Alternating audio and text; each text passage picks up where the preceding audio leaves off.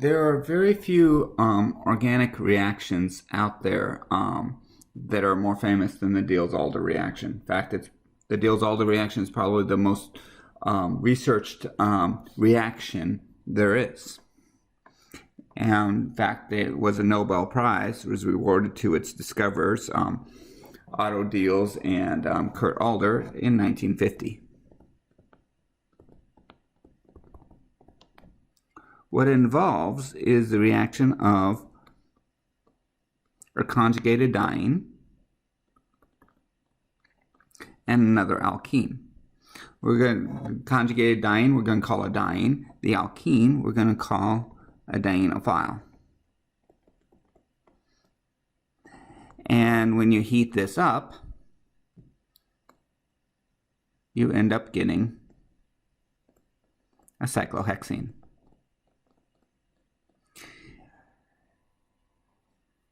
Now, as written, this is actually a hard Diels-Alder to pull off. It needs high temperature, hence the miniature volcano there. And in this particular one, you need high pressure to do so. We'll get to faster Diels-Alder reactions in a moment.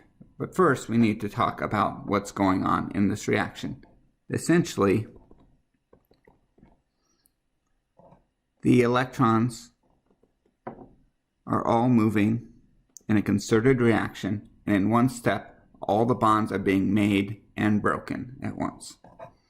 And to fully describe this, we need to talk a little bit more about molecular orbital theory.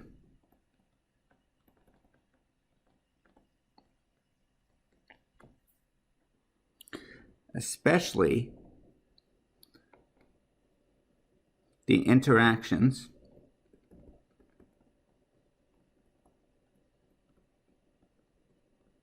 between the HOMO and the LUMO that makes it possible for this to be a concerted reaction. First off, the dienophile. Think of that as just an alkene.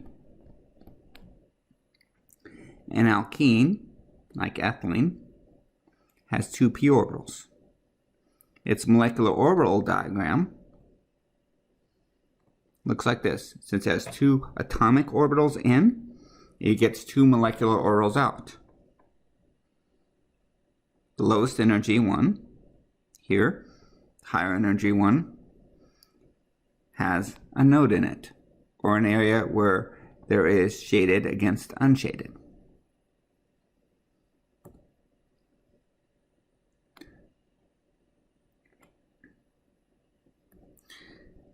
Since we have one pi bond, we have two electrons. Those two electrons go into the lowest energy possible and go into this one.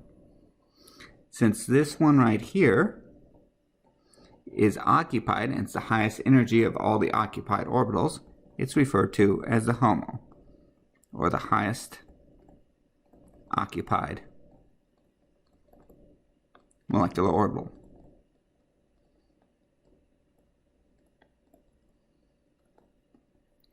This one right here is empty, it's unoccupied. This is the one that has the lowest energy of the unoccupied molecular orbitals.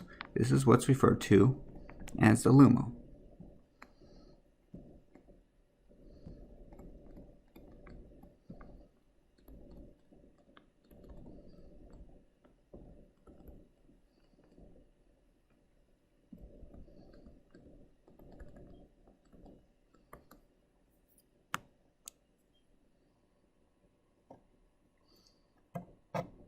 So that's the molecular orbital diagram of ethylene.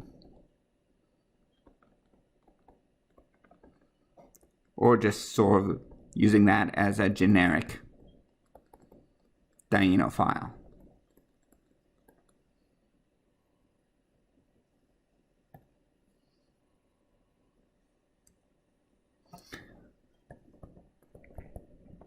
Now the diene. we're going to use 1,3-butadiene.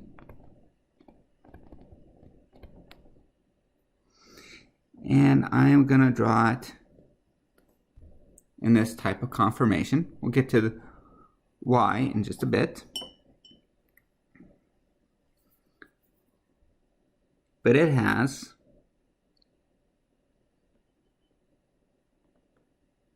4 p orbitals.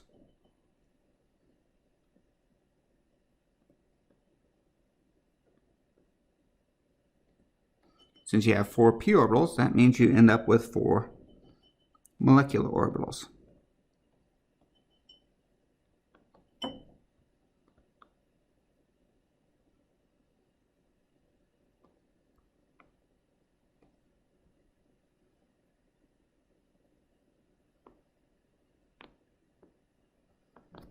Like this.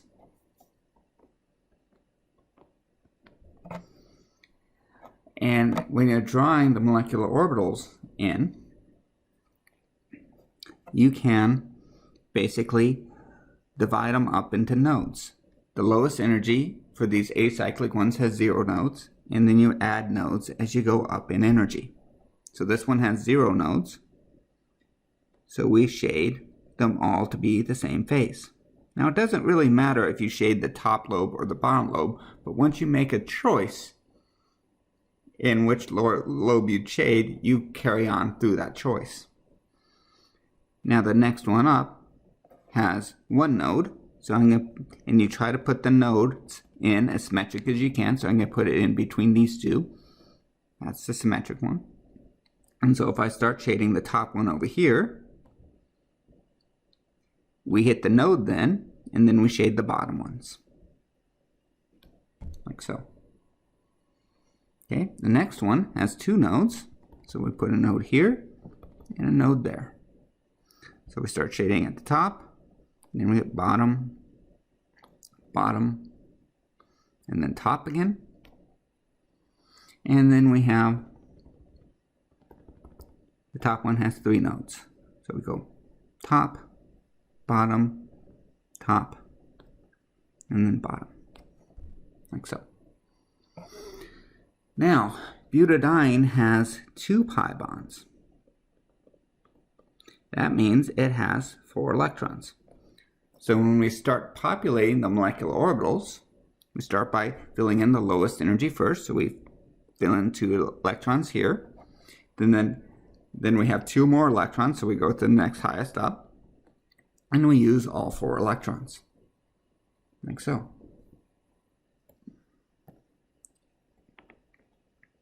So this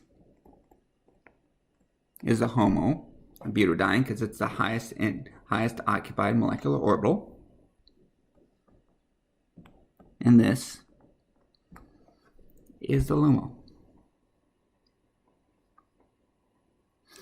Now, here's the thing. When you're using even-numbered acyclic compounds, it's actually quite easy to draw the HOMO. All you do is you look at the Lewis structure. For instance, here's the Lewis structure. And I'm going to label these atoms 1, 2, 3, and 4.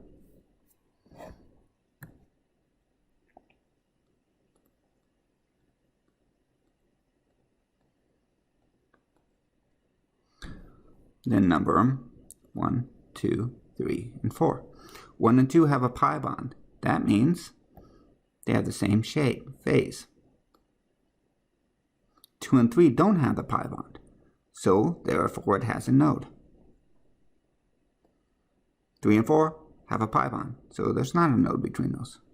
If you take a look, that is the HOMO. So you can easily draw the HOMO just by looking at the Lewis structure of these even-numbered systems. The LUMO, you can easily draw that too. Looks just like the highest occupied molecular orbital, except it's opposite. Well, that's a bad way of saying it. Let me put it this way. The LUMO has a node where there isn't one.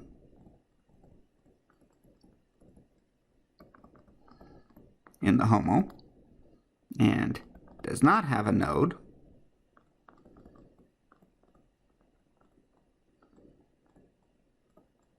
where there is one.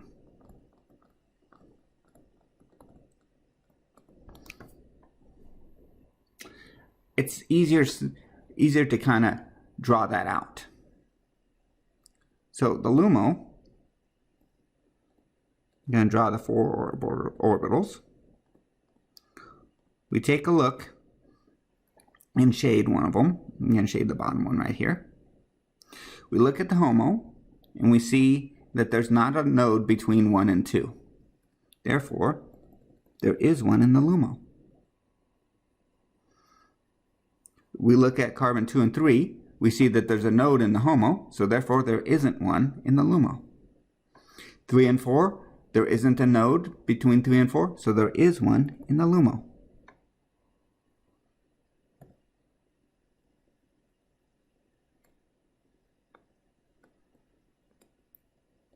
That's a quick and dirty way of drawing the LUMO. Okay. That's the easiest way to draw the HOMO and the LUMO, just by starting out with the Lewis structure.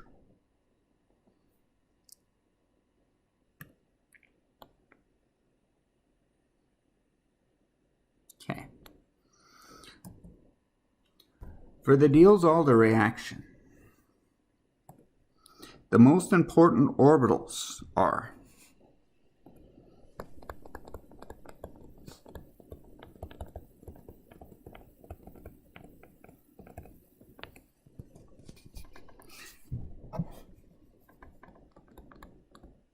the HOMO of the diene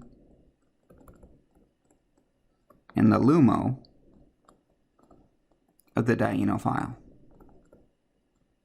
These are typically the 2 molecular orbitals that interact with each other to give the product.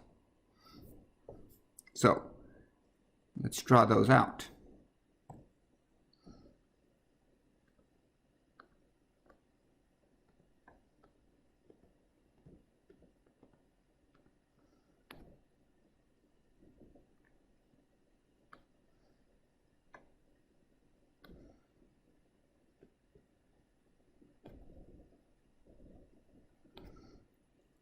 So this is the HOMO of the diene.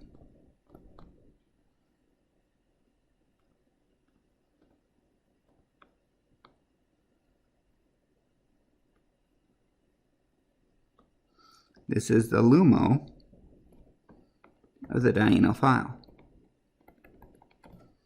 And if you take a look at these reactions, you see that you can have an interaction between same shaded with shaded,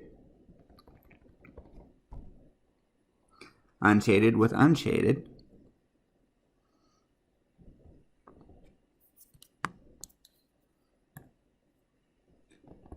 the HOMO is filled, the LUMO is unfilled, and you have these 2 filled and unfilled interacting with each other, allowing for there to be a reaction forming a cyclohexene.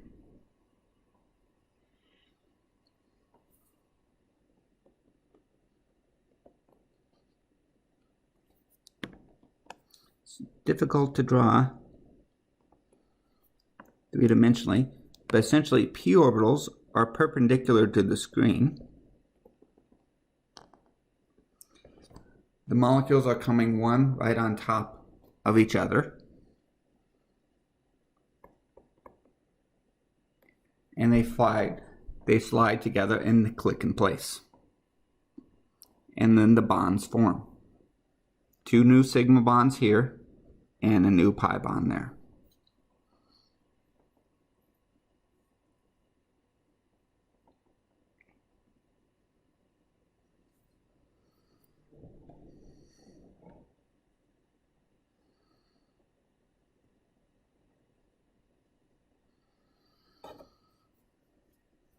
Now, that's the background of it.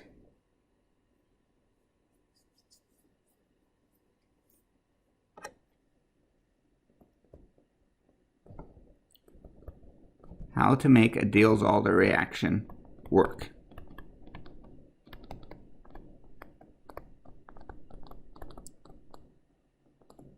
What are the requirements? First requirement.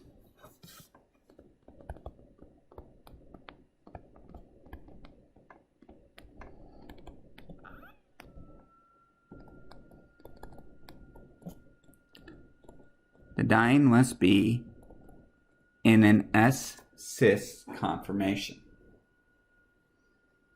We've talked about cis and trans isomers. S-cis means rotation about a sigma bond.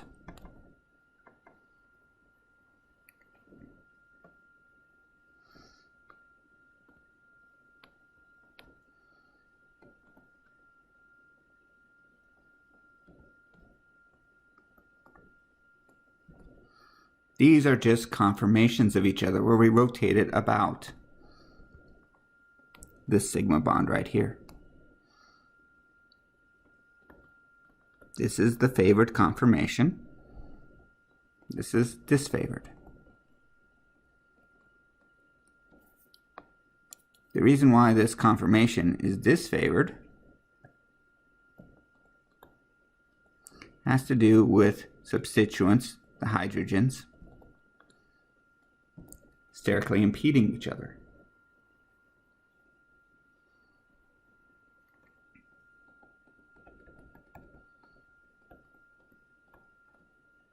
It's typically okay for one non-hydrogen group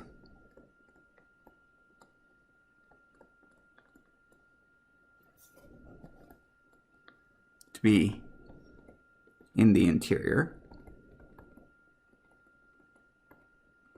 It's less favorable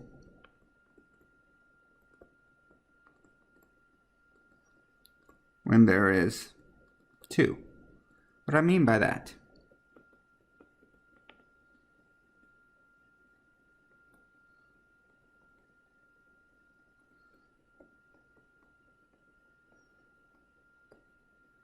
This is doable. But if we put in two methyl groups there,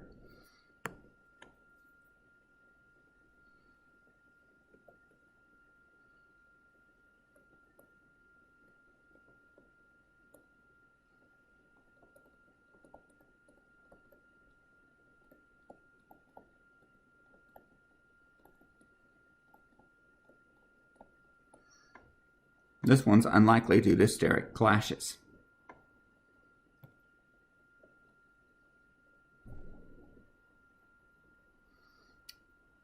But if you have one carbon group there or non-hydrogen group, you'll be okay.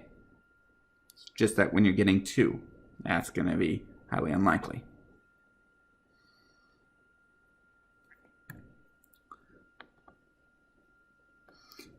Butadienes like this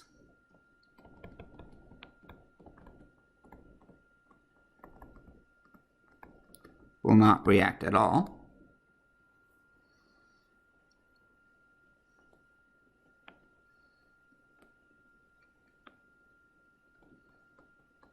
Butadiene like this will react quickly.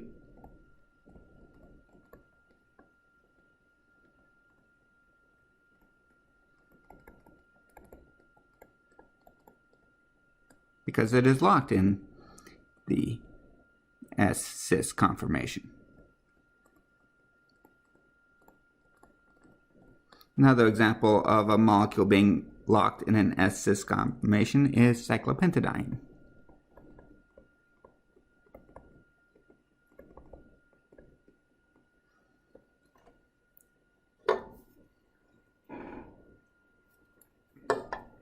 Okay.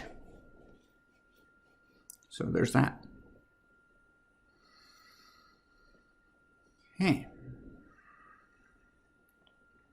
That's the first requirement.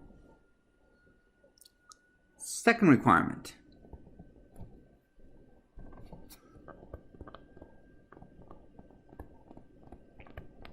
There needs to be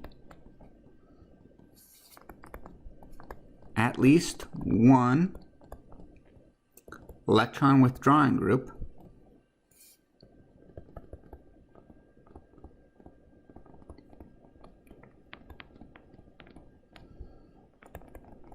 attached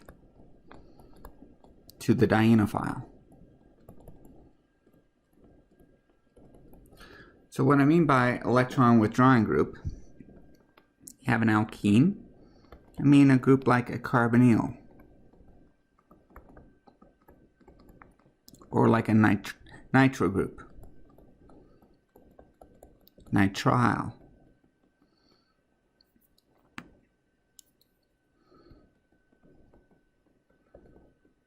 or sulfonic acid. Essentially, by resonance,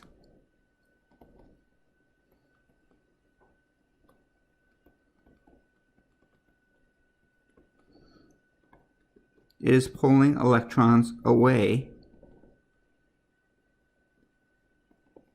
from the alkene.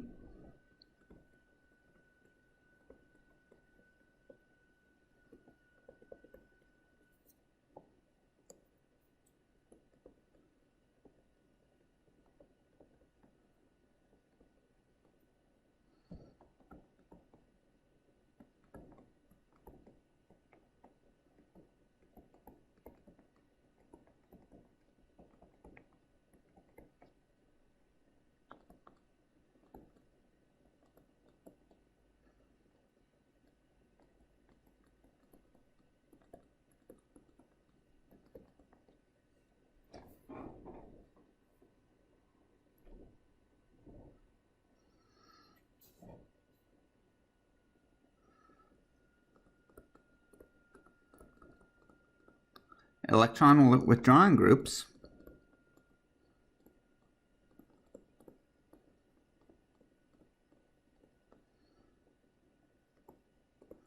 they lower the energy of molecular orbitals they are attached to.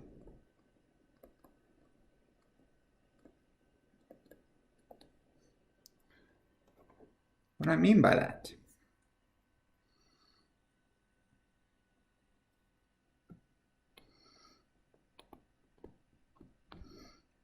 Say your LUMO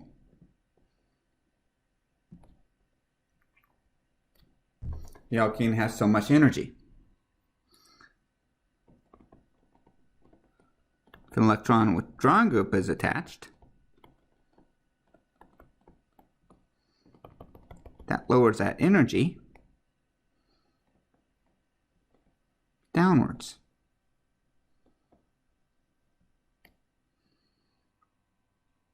Essentially,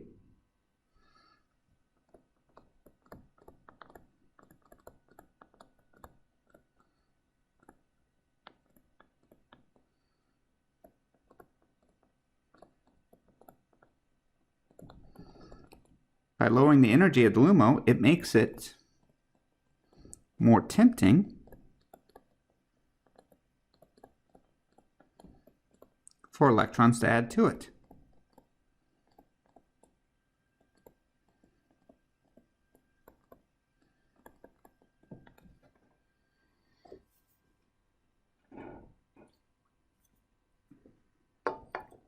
There are a few examples of Diels-Alder reactions where the dienophile doesn't have an electron withdrawing group, but those are exceedingly rare. So typically your dienophile is going to have an electron withdrawing group on it.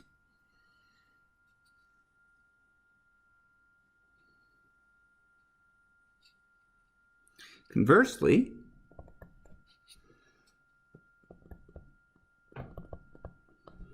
having an electron donating group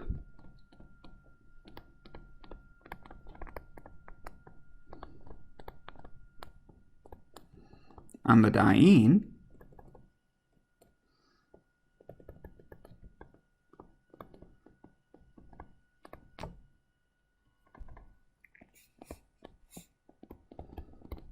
will make the reaction go faster. Now, you don't need an electron withdrawing group on the diene, but if you do, it will make it go faster. And so for electron withdrawing groups, nitrogen with a lone pair is a better electron withdrawing group than oxygen, which is a better electron withdrawing group than, say, alkyl groups.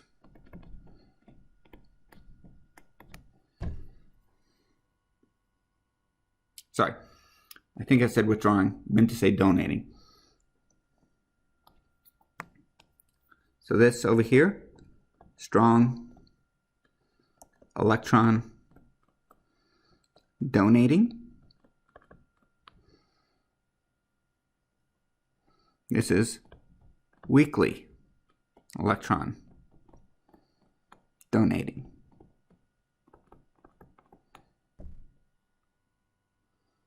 But all of these will speed up the reaction if they're attached to the diene. And when I mean electron donating group, think about it in terms of resonance.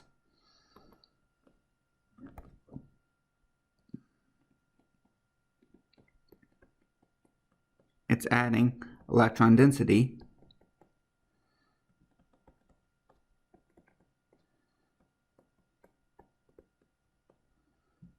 into the diene.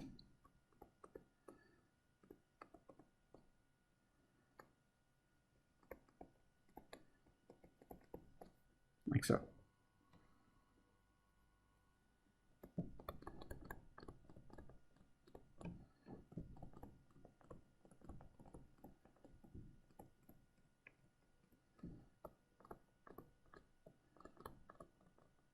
They add electron density. Since they're adding electron density, they tend to increase the energy of molecular orbitals attached.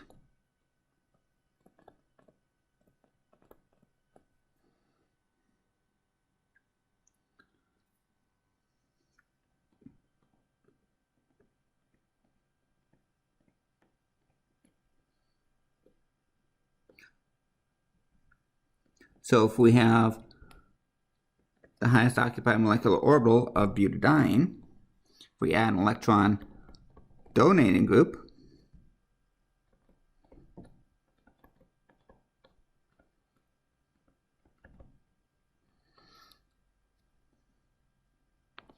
what we end up doing is increasing the energy of these.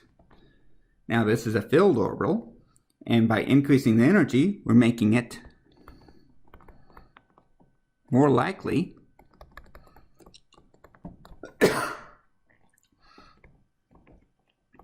the electrons are going to jump ship or to react with another molecule.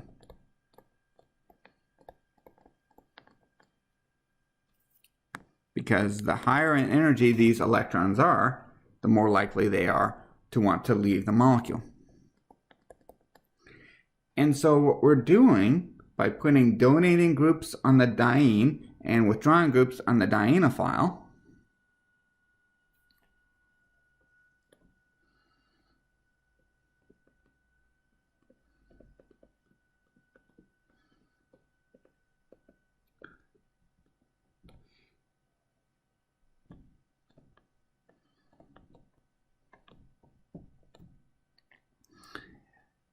is we're raising the energy of the HOMO,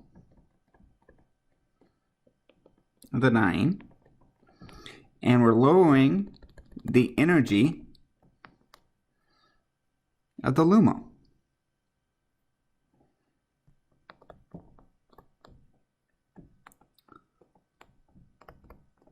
And the closer in energy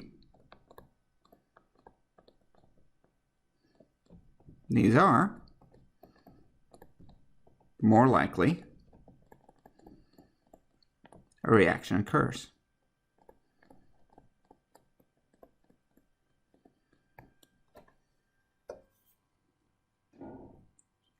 Now, these energy levels can actually be calculated on a computer using a program like WebMO, that kind of thing, to actually get the energy values and show how close they are in speed of.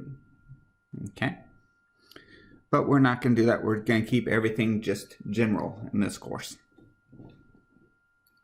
Okay.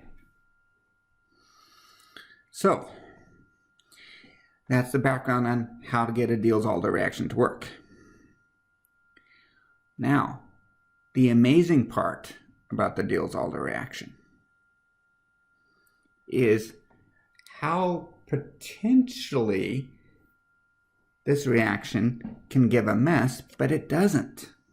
What do I mean by that?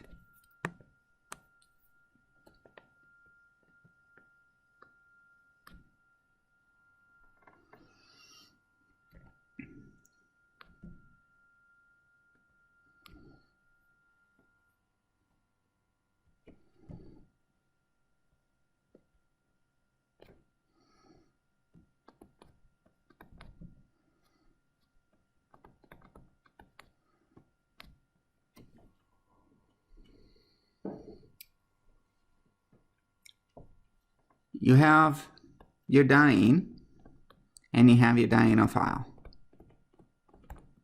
If you heat things up, think about it this way.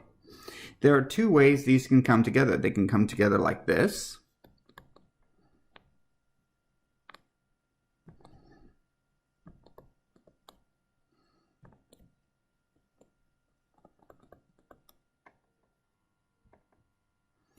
Or they can come together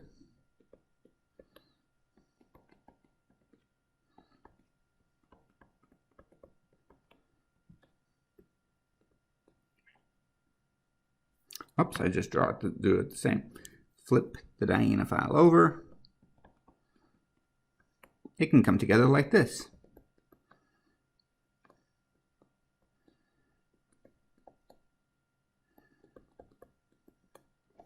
Two possibilities there. We're not going to worry about stereochemistry yet. So, here's the first thing about it. This is favored. This is disfavored.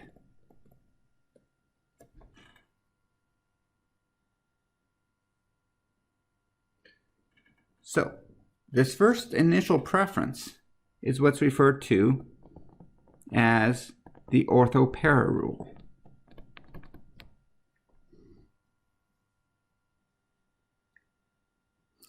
A very convenient naming convention when it comes to six-membered rings, it's used in benzene rings a lot, is ortho, para, and meta. If you have two substituents next to each other, they're referred to as ortho.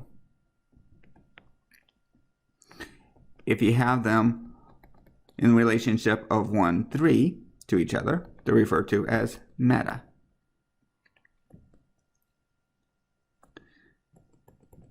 And when you have them across from each other, they're referred to as para.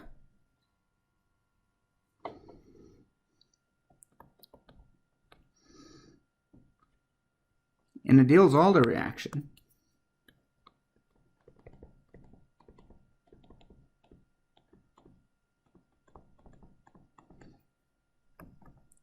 the electron withdrawing group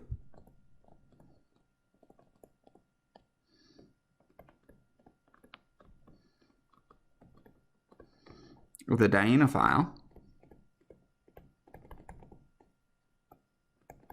will end up either ortho or para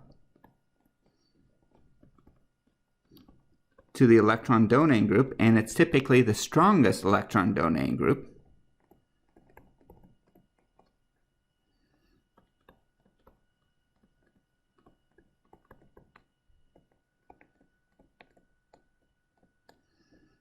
on the diene. So we're looking for a 1-2 relationship or a 1-4 relationship.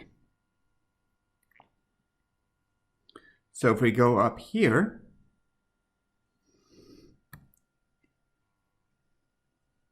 here's your electron withdrawing group. Here is your strongest electron donating group. So they're here and here. That's a 1-2 relationship, ortho. Here and here, 1, 2, 3, meta. That's disfavored.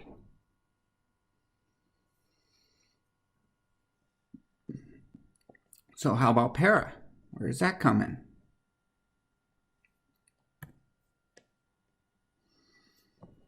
Para comes in when your electron donating group is on one of these interior carbons. If we were to number it, it's on when your electron donating group is on carbons 2 or 3. Again, we're not going to worry about stereochemistry yet. So that's if that happens. Or if they come together like so.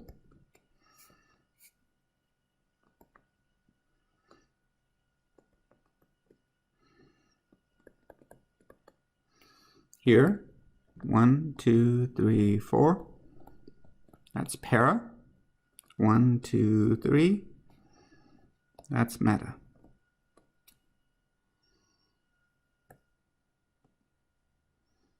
This is favored.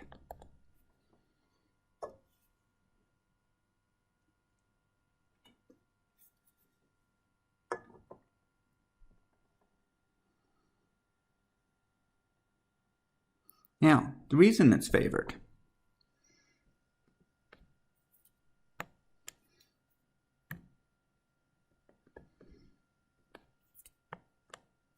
has to do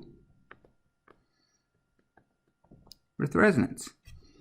If we draw resonance structures of this,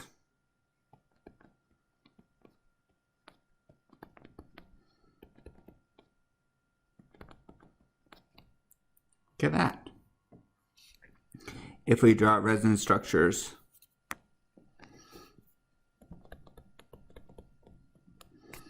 of the dienophile,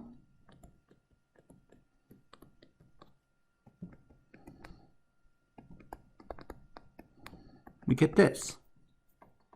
Essentially, we get delta minus on this carbon, delta plus on this carbon. And when you're lining them up,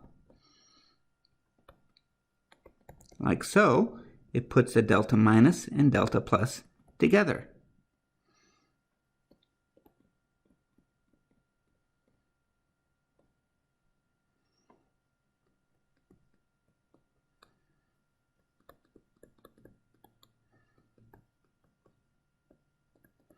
As opposed to here, this is disfavored.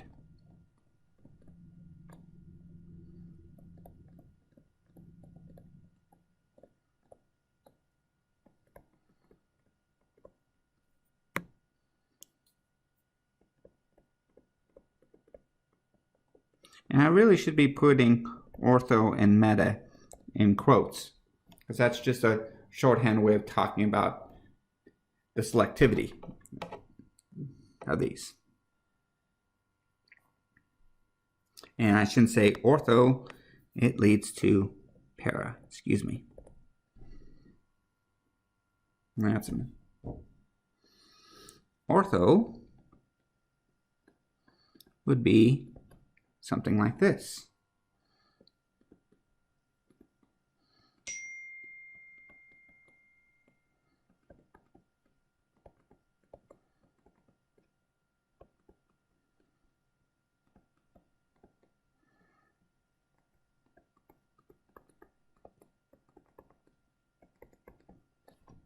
Like so. And so what you end up getting delta minus here and here, and that lines up nicely with the delta plus here.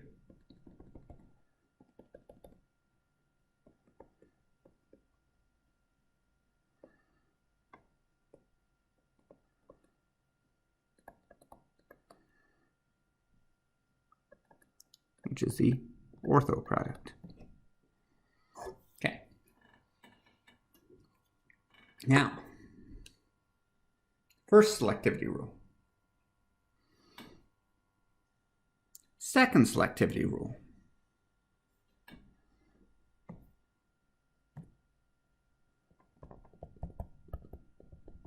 Is the Diels-Alder reaction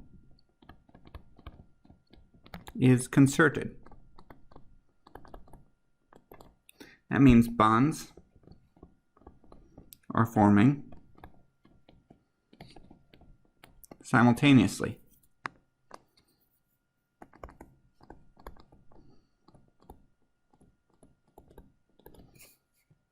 Cis stays cis. Trans stays trans.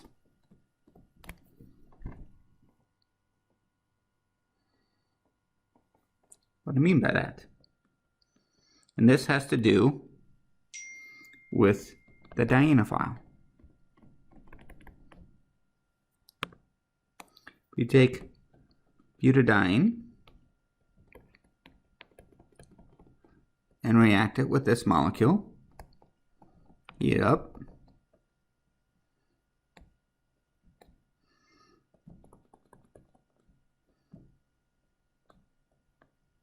You get the racemic mixture. This is cis here, so it stays cis here.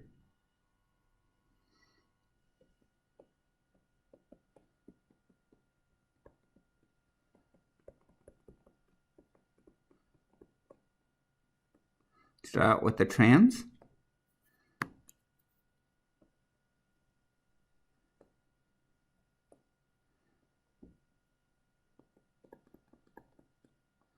So they are trans here, so therefore there will be trans in the product.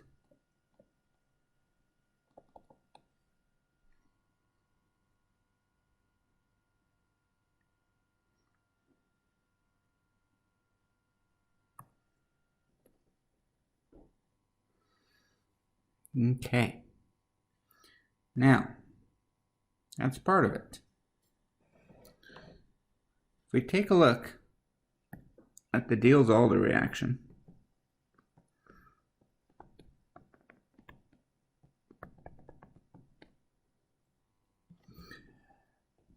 the remarkable part of it is we're taking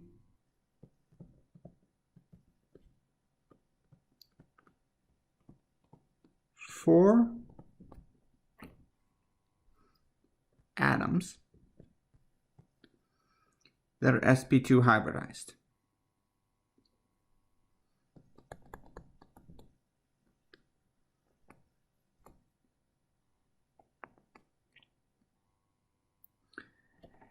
And the remarkable part of this is those four atoms that are sp2 hybridized become sp3 hybridized. So we have potentially four new chiral centers. And so each of them could be either R or S. So that's basically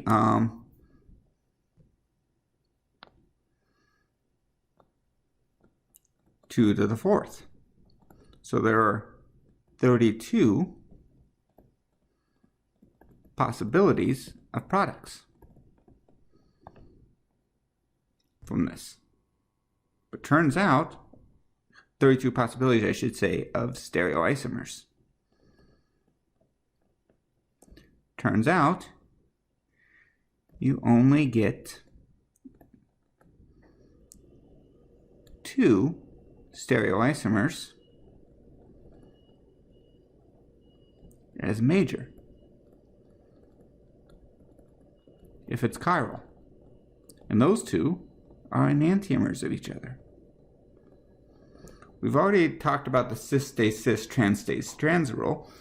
That fixes these two chiral centers. So if that electron withdrawing group is a wedge, that methyl group is a wedge because it's cis to it. The other two chiral centers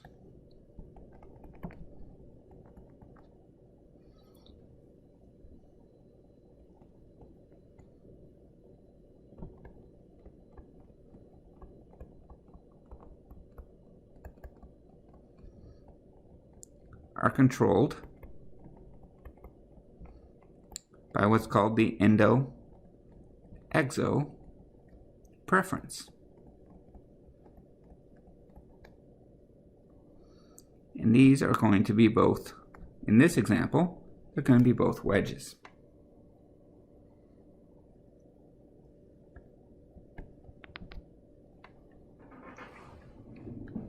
So, to fully explain the endo and exo preference, we're going to take a look at the Diels-Alder reaction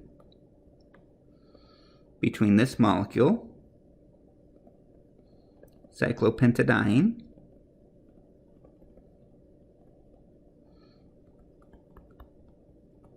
and this molecule,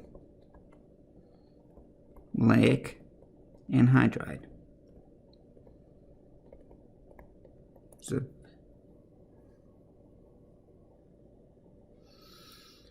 So,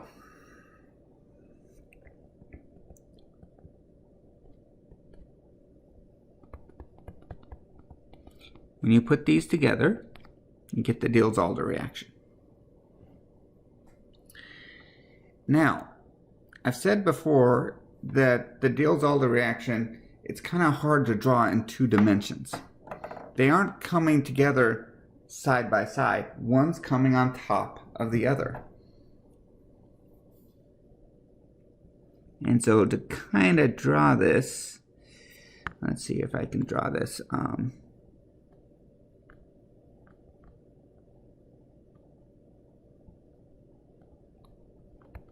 Because you're using the p orbitals of it. So the p orbitals of this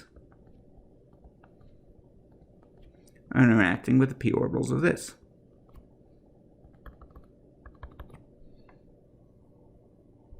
And the molecules can come together one of two ways. They can come together like this. When they do,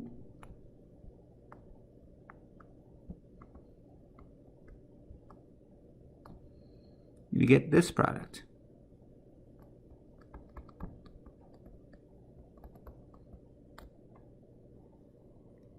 Because what's happening is these hydrogens here are underneath the ring, and so they're tucked underneath here. This CH2 that's in the middle of the ring is being pushed upwards. This is what's referred to as the exo product.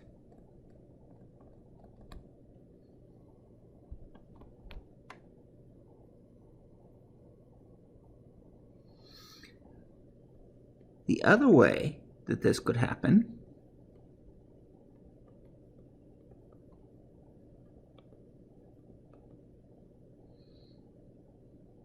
even harder to draw, if instead of the hydrogens being underneath, the carbonyls are underneath, like so. In which case, when you heat them together,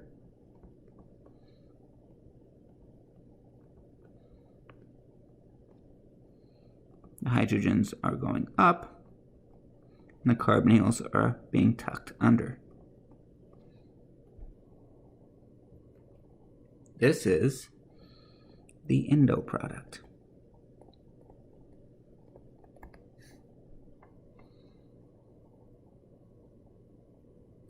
To turns out the exo product is typically what's referred to as the thermodynamic product. This is the more stable product.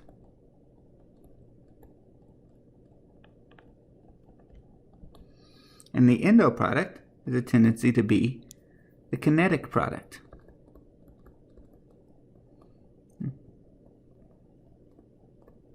Form the fastest. The reason why it's the kinetic product is because this area here of the diene is electron rich. This area here, the dienophile, is electron poor. And by having the electron rich area overlap with the electron poor area, that lowers the energy.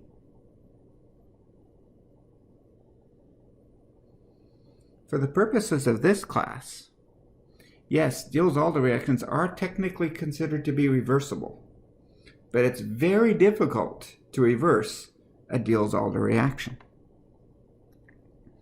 And so, assume that the Diels-Alder reaction is under kinetic control.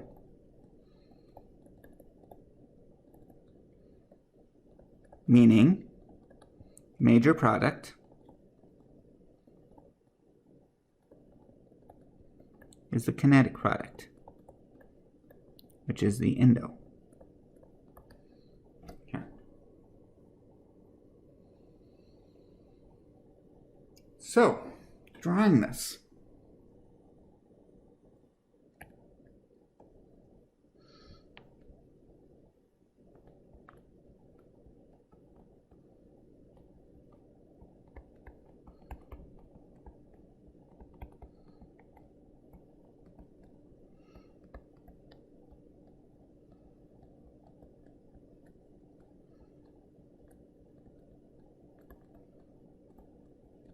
Okay.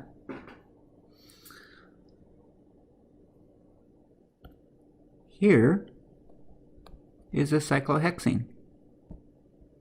The products of all Diels-Alder reactions are a cyclohexene ring. So if you think about it,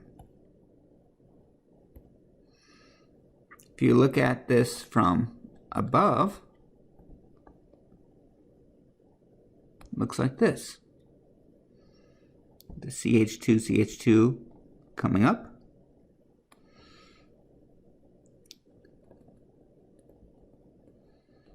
And the carbonyls going down. Like so.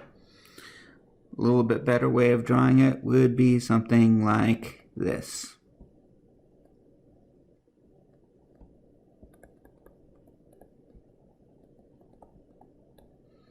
Where the hydrogens, okay, are wedges.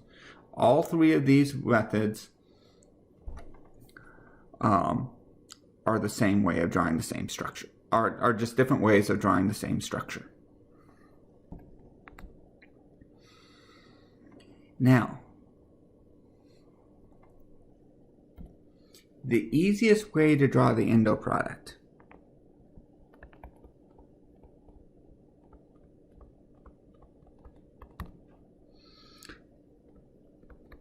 is that your outer groups of the diene end up on same face as the electron withdrawing group.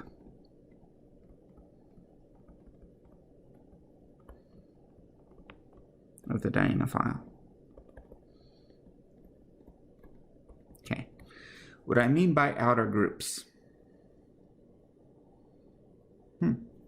Now pages. I need to add a page.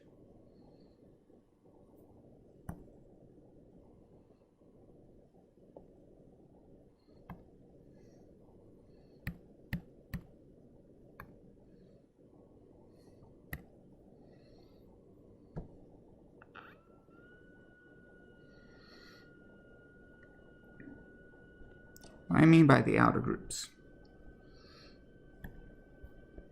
Here is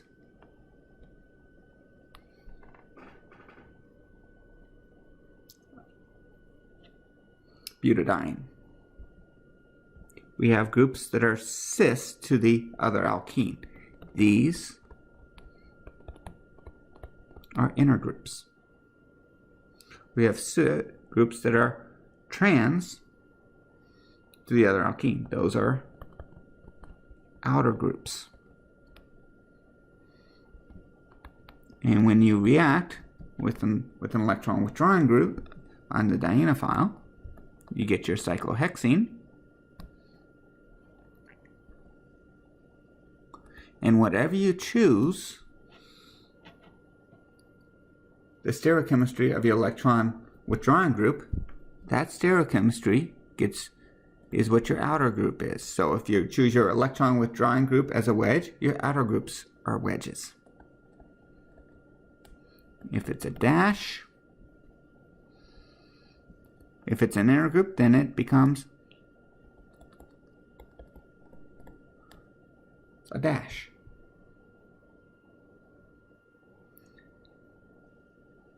And we see that that's what we do get in this case.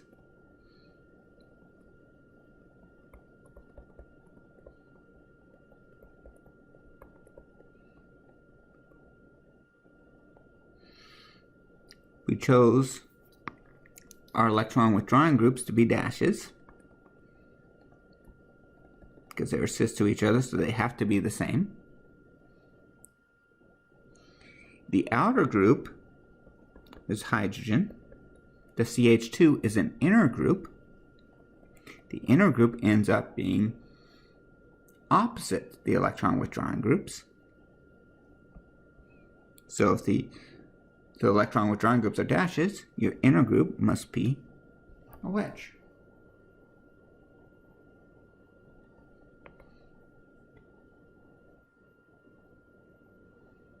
So back to this example right here.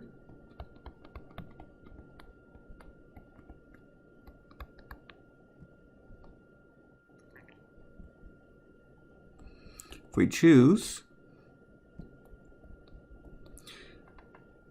the electron withdrawing group to be a wedge, then that means this methyl group has to be a wedge because it's cis.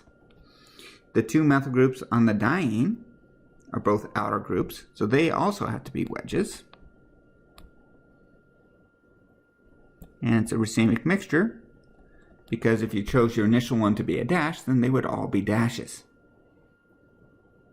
And you would just get the enantiomer. Okay, that's the selectivity of all these. Now it's time to predict the products using these rules.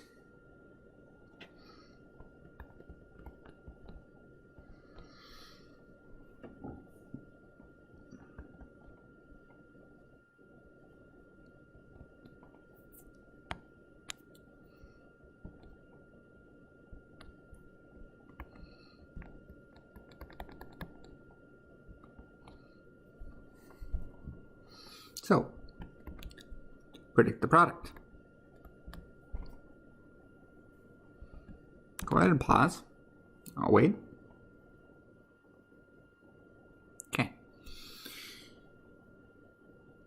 A Diels-Alder reaction will always give you a cyclohexene. So, I highly suggest you start out by drawing your cyclohexene and then number it. And you number the double bond as 2 and 3, always 2 and 3, and then you number the rest appropriately. And then go over here. Right now, our alkene is in the S-trans conformation. We need it to be in the S-cis conformation, so we need to redraw that molecule.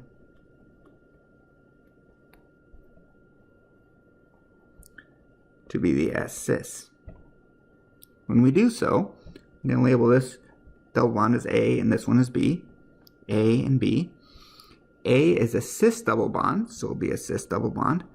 B is a trans double bond, so it'll be a trans double bond. And that's how you get this. And then you number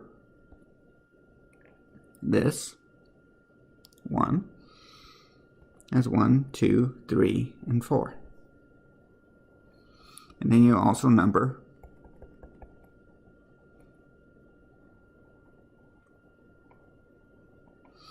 your diene carbons, 5 and 6.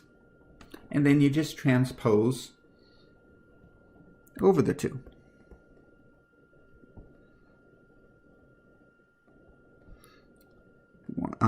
Two, 3, 4, 5, 6, 1. 1 has a deuterium on it. 4 has this OET group off of it. 6 has a CN group off of it. 5 has an ethyl group off of it. Okay. Next thing you do is you check to make sure the ortho-para rule is obeyed. In this case, the electron donating group is the oxygen. The electron withdrawing group is the nitrile. This is a 1, 2. That's a meta relationship. That's the wrong relationship. So what you need to do is swap 5 and 6.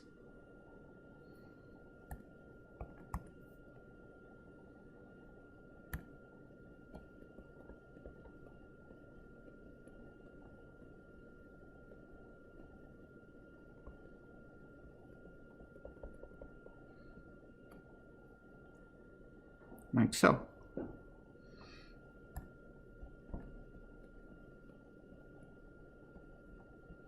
Flip the diene file. Then draw your cyclohexane again and figure out your numbers. 1, 2, 3, 4, 5, 6. 4 has an OET group. 5 is nitrile. Now, and 1 has a deuterium.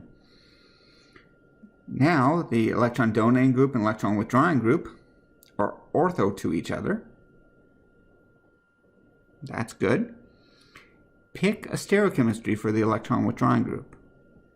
CN. We're going to pick that to be a wedge. And then everything is according to that. So cis stays cis, trans stays trans. That ethyl group is trans to the nitrile. So that means that ethyl group is a dash. So that covers the cis stays cis, trans stays trans. Now it's endo-exo selectivity. We're going to look for the endo. That means outside group will be cis to electron withdrawing group. The OET is an outside group, so that's going to be a wedge. The deuterium is an inside group, so that's going to be a dash. It's racemic because you're going from achiral to chiral. Okay. Going backwards.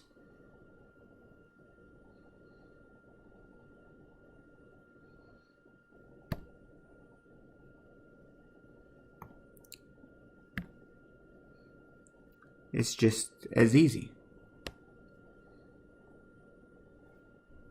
Given a cyclohexene. Well, let's make it a little bit more complicated than that. Let's do this.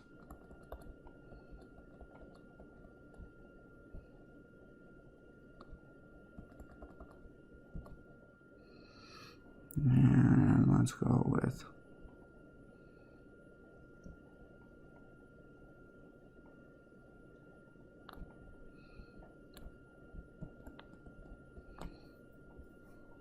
something like this. Okay. First thing to do is recognize that this is a Diels-Alder reaction. The giveaway it's a Diels-Alder reaction is you get a cyclohexane with lots of stereochemistry around it. Then you number. The double bond is 2, 3, and then number accordingly the rest of the way around. Okay, since it's a Diels-Alder reaction, the starting materials are always a diene and a dienophile. Then number these. 1, 2, 3, 4, 5, 6. And then let's figure out. Just start adding in groups. Carbon 1 has a methyl group on it. This methyl group is trans to the electron withdrawing group. That means it's an inner group.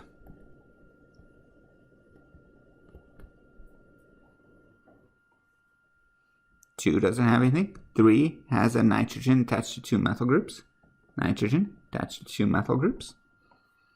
4 doesn't have anything. It's a CH2.